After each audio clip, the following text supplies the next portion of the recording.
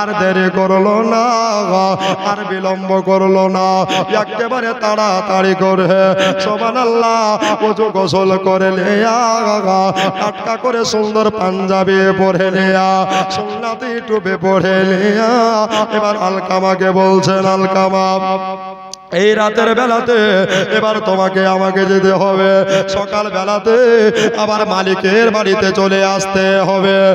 এই ঠিক আছে, তবে চলো, আর দেরি করো না। হযরতে আলকামা উটের লাগাম টেনে দিল, হযরতে বেলাল বসে গেল, টকবক টকবক করে চলতে লাগলেন। চলে যায় চলে যায় চলে যায়, যেতে যেতে এবার বাবা হযরতে বেলাল আতর সহে না, আর বিরহ সহে না। বেলাল বলে, আলকামা আর কোথায় গেলে নবীকে পাওয়া যাবে? নবীকে আর কতক্ষণ পরে দেখতে পাবো রে? মনে আর বিরহ সহে না, মনে আর দেরি আমার সহে না। এবার বাবা হযরতে বেলাল রাদিয়াল্লাহু তাআলা আনহু নবীর সাহাবে সুবহানাল্লাহ, ওই যে একটা বাড়ির ছাদের উপরে আপনার একটা পতাকা দেখা যাচ্ছে, ওই পতাকাওয়ালা বাড়িতে আল্লাহর নবী ভরায় আছে। সুবহানাল্লাহ সুবহানাল্লাহ। আচ্ছা, ওই যে পতাকা ঝুলছে বাড়ি, ওটাই কি নবীর বাড়ি? তুমি কেমন করে চিনলা? জীবনে কোনোদিন নবীর বাড়ি আসনি, তাহলে কেমন করে চিনলাম? বেলাল বলেছেন, নবীর বাড়ির 40 মিটার আগে মুস্কে আম্বারের চাইতে খুশবু ছড়াচ্ছে। সুবহানাল্লাহ সুবহানাল্লাহ। খুশবুতে খুশবুতে লোকসান হয়ে গেল। বেলাল চলতে লাগলেন।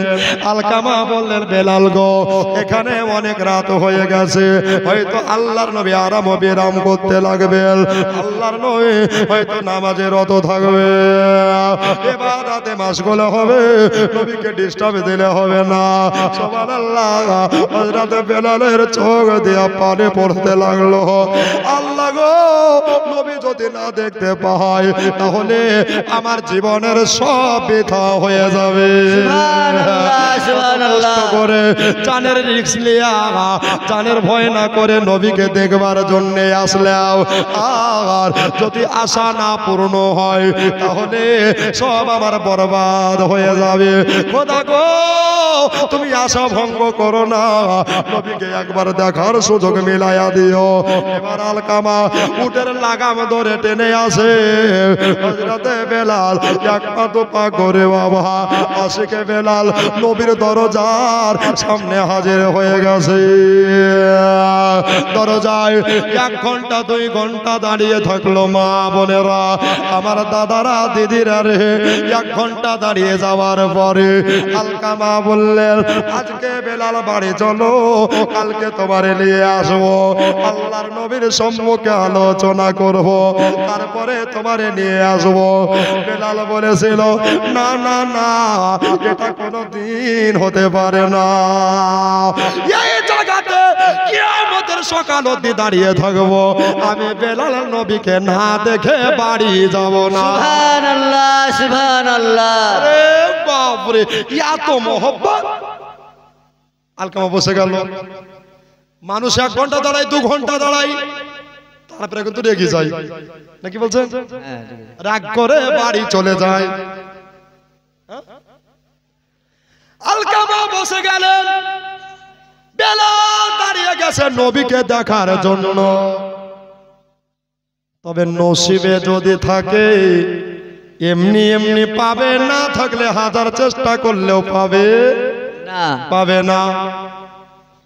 এবার বেলাল দাঁড়িয়ে আছে, সুবহানাল্লাহ। আর আমার নবী মুস্তাফা রাত্রে 12টার সময় আপনার চলে আসে। একটু দাঁড়াও দাঁড়াও ইয়া মুহাম্মদ, তোমায় নয়ন ভরে আমরা দেখব, সুবহানাল্লাহ সুবহানাল্লাহ। তোমায় পরাণ ভরে আমরা দেখব।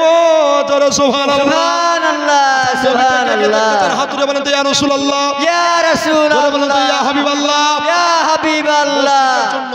ভাই আর একটা কেউ 1000 নাই জোড়া আর একটা ভাই ওই মা বোনেরা এদিকে লক্ষ্মী ভান্ডার নয় হ্যাঁ দেখেন তো যেখানে মমতা সেখানে লক্ষ্মী ভান্ডার নাকি বলছেন একটা মা 1000 স্বামীর নামে ছেলের নামে একটু তাড়াতাড়ি চলে আসেন বাবা মোহব্বতে চেয়েছি বাবা মসজিদের জন্য একটু হাতটাকে বাড়ান কেন আজকে রাত্রি 12টা পার করতে দিলে হবে হবে না কালকে আপনাদেরকে আবার শুনতে হবে বাবা এই জন্য বলছি মা একটা 1000 টাকা সুবহানাল্লাহ কার স্বামী কার বাপ বেটা ভাই অন্ধকার কবরে চলে গেছে একটু যদি পারেন না মা আমার জননী একটু নামটাকে বলবেন দোয়া করব একটা ভাই আর একটা মা দিয়ে দেন সুবহানাল্লাহ একটু দাঁড়াও দাঁড়াও ইয়া মুহাম্মদ তোমায় নয়ন ভরে আমরা দেখব একটু দাঁড়াও দাঁড়াও ইয়া মুহাম্মদ তোমায় নয়ন ভরে আমরা দেখব তোমায় জানো ভরে আমরা দেখব